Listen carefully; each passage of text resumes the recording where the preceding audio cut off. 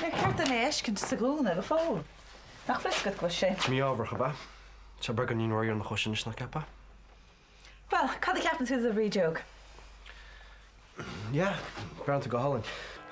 Oh, brother, just go gluich on the waist to us, okay? Well, Cash go rutki me ceart. Níl rud mi cheart, just tá sé fós caite sa labba dearhin. Brand Adelaide, tá gur fácha dúg seo, okay? Ní lic se síos me.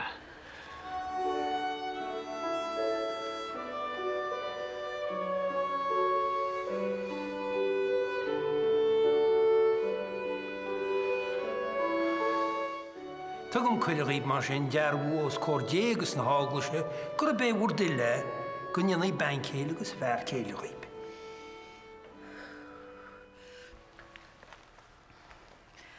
Ghlacamse, Adelaide, Veronica, Lá Seo Mack mar arcéile.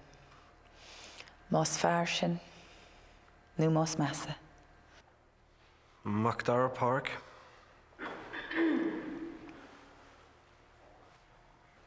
Ghlacamse. Mack Park.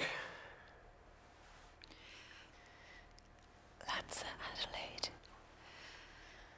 Mar bhean céile. Mack?